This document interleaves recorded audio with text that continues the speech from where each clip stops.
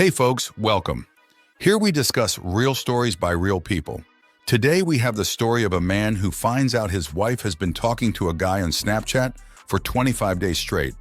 He confronts her, she tells him they're just friends, but he wonders if they are more than that. Let's see how it goes. Story 1. Caught my wife about 2 months ago talking to another guy on Snapchat for about 25 days straight. Found out when she came home drunk, opened her Snapchat to XOXOSO by the guy. In her saved pictures, she sent him a drunken shot of her in her bra as well. From going through this sub, I already screwed up by confronting her without more evidence. But emotions, right? She told me that they were just friends from work, and she meant to send it to me, but she was too drunk. Names have the same first few letters. The guy messaged me saying nothing was going on as well, though it took him over 12 hours. Wife said she would stop communicating with him and would fix this. She said she talked to the guy at work and told him they can't be friends, and the picture was a mistake. 2 months later, and she came home drunk. No communication for 4 hours, even with me texting her halfway through that time. She had taken photos shortly after me texting her, so clearly I was being ignored. And she apparently has been talking to the guy on Snapchat but deleting the conversation history. She's not savvy enough to realize the best friends section shows chat streaks. Not sure what to do. I once again have no concrete evidence to confront her, so I won't make that mistake. But how do I go about any of this? 3 kids in a 10-year relationship. Update. Well, even though I didn't need the evidence, I found it. Wife had been texting, sexting, effing, and probably more, this guy all the way up until 9:10 p.m. when I came home. I gathered evidence all day and let her know that if she's upfront about all of this, our relationship can still be repaired. Knowing she denied till she died, she lied. For 45 minutes, I continued to press her, and finally, when I said it's over, she started to crack. I downloaded her Snapchat data and time-synced a picture of her topless that she sent me and realized it was sent to him at the same time. When I told her that, she let a little more out, but still was lying and hiding. Finally, I told her that the reason I'm broke is because I hired a PI and I have the pictures of them together. She admitted it. I walked out since she lied the whole time. It's more and more evident that she has borderline personality disorder and bipolar. But honestly, I'm not here to fix a relationship because she couldn't even give me the decency to own up. I should have seen the red flags. Chronically in a relationship, always left them, claimed to deny till she died, was living in an attic with a loser on food stamps. It's hard.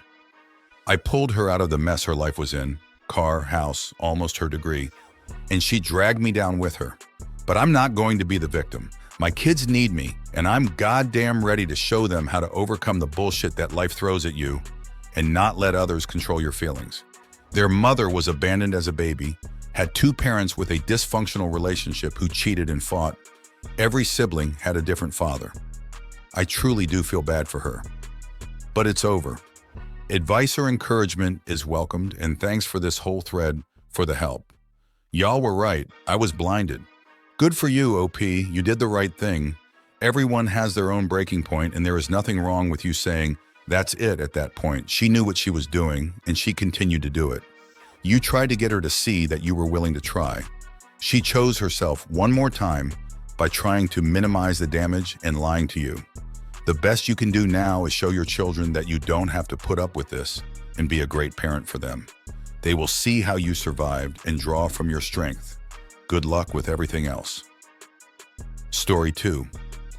I have been married to my wife for about 6 months now. However, we dated for a little less than 7 years. When we started dating, she was very clingy and would always text me when she first woke up, throughout the day, and before she went to bed. I think she was a little clingy because she didn't really have much of a social life. I never saw her go out with friends or coworkers. I would invite her when I would go out with my friends, but she didn't always show up.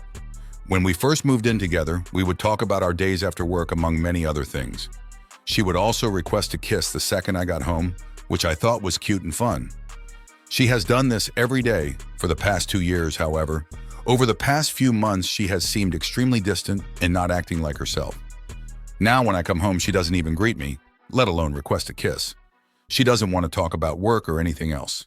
She just sits there watching TV or browsing Reddit on her phone. Along with the very weird vibes I get from home, she has also been coming home late from work. In the past, she never would go out with coworkers or come home late. If she did ever come home late, she would text me after she got off work to tell me what she was doing and where she was going. My suspicions started over a couple of months ago when she told me she was going out with coworkers. She got off work around 3 p.m. and I didn't get a text. No big deal, she's having fun. Around 5 p.m. I sent her a text to check up on her and I didn't get anything back. I sent another text around 8 p.m. to once again check up, but still didn't get anything back. I started to worry, so I drove down to the bar she said she was going to be at, and I didn't see her. I found her car parked with our dog inside, so I knew she was near, but didn't see her in the bar. I started going to all the bars nearby to try and see if I could find her, but had no luck. I parked my car next to hers and just waited for her to come back. I was texting her sister simultaneously because I've never known her to not text me back when she goes out. Both myself and her family were legitimately scared that something might have happened to her. Around 10:30 p.m., I saw her coming out of a male coworker's car, alone, and she started to head to her car. I didn't want to start any shit in the parking lot, so I told her we would talk when we got home. Once we got home, I asked her to explain what she was doing. She first said she was at the bar, but I told her that wasn't true because I was there. She then said that she and her coworkers left the bar, but she didn't want to drive home because she was too drunk. So instead of driving home, she hung out with the male coworker in his car, alone, and just talked. I asked her what they talked about, and she shrugged while saying, "I don't know, work stuff." I was furious, so I packed a bag and went to my dad's house for the weekend. While I was at my dad's house, I couldn't help but recreate the whole incident in my head multiple times. None of it was making any sense. She ended up staying home all weekend. We have cameras in the front and backyard, so I could see if she left at any point, but she didn't, and cleaned the entire house. I came home Monday morning while she was at work, took a shower, and then went to a work event. After the work event on Monday, I came home and talked with her. She said she was still a little drunk when we were home, so she didn't recall what they were talking about. I looked at her and asked if she was cheating on me, and she said no. After much thought, I decided to come back home and continue living. This all happened a couple of months ago, and since then, she has been acting strange. She's been coming home late on random nights and going out with coworkers a lot more. To give you some sort of idea, she went out with coworkers probably 2 times in total last year. However, she's already gone out with coworkers about 6 times in the past 3 months. On top of the frequent outings, she never tells me that she's going out. In the past, we would tell each other when we're going out with friends or coworkers, and when we think we might be back home. That way we know what to do for dinner and when to expect them home. She even got all dressed up this morning and started to walk out of the house. I asked her where she was going, and she said, "Shopping for my dad's birthday." I'm pretty confident that if I didn't ask her, she would have just walked out of the house without saying anything. Along with going out with coworkers and not saying anything, she also doesn't seem to want to have sex. I've initiated multiple times, but just got turned down. Over the past couple of months, I've just had this gut feeling that she's cheating on me. I can't shake the feeling, but I also can't prove anything. I know her phone's passcode and thought about checking her phone after she goes to bed, but that's a pretty big violation of trust. I've tried to talk with her about her work and if it's causing any stress, the frequent bar trips and outings with coworkers, but she just shrugs it off and says nothing is wrong. I have no idea what to do. I love her very much and want to believe that she wouldn't cheat on me, but I just can't shake this gut feeling. Update. So I ended up looking at her phone while she was sleeping. I found pictures, not nudes, but underwear bra pics. Lots of texts. Nothing indicating they had sex, but still more texts than I've gotten from her in the past week. And her Google timeline showed she was at AP's house from 1:30 to 7:30 a.m. on Sunday morning.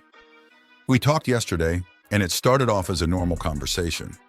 I eventually asked her to recap what she did Saturday, and she said that she went shopping until 1 p.m., hit up multiple bars, and ended the night around 8 p.m. at coworker's house. Not AP, but a different coworker. I asked if she stayed anywhere else that night, and she said no. I then told her that I knew she was at AP's house from 1:30 a.m. to 7:30 a.m. She was silent.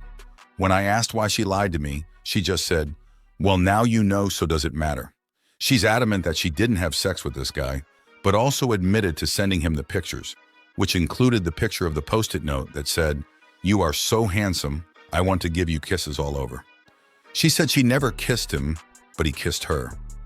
Similar to my gut feeling that she was cheating, I have the same gut feeling that she effed this guy. Needless to say, I was a little upset and didn't really believe her because she already lied to me about where she was. Now, with that out of the way, I wanted to get some advice from you guys. After this talk with her, I just lost all trust. I can't believe anything she says because she continues to lie to me. So I don't really have a desire to try and salvage our marriage. And I don't think she does either, judging that she didn't even attempt to talk about saving our marriage yesterday. But now I'm having doubts about why I want the divorce. A little backstory. She was my first girlfriend at 22 and my first lover. However, I was always satisfied when I was with her. I never once thought about girls I potentially missed out on or being single and having tons of one-night stands. But now all I can think about is ending this marriage so I can go explore and do all of those things. I still love her very much, but I don't think I can be with someone who lies to me and cheats, even if it wasn't physical. And I can't help but think that I want it to end just so I can experience the whole being single thing. Does that make me a bad person? I want to just stress that I was extremely happy when I was with her and was ready to spend the rest of my life with her. I never once thought about cheating and would never do that. But now that divorce is imminent, I can't help but get, dare I say it, excited about dating other people and having sex with different partners. Is that normal, or am I a complete asshole for even thinking that? OP, you're not an asshole for thinking that. There's nothing wrong with it. There is always going to be a part of you that gets excited for something new and unknown. Just don't get in the mode of thinking that things are going to be awesome right away. It very well could suck for a little while before it gets better. Just live your best life and leave all that garbage behind you.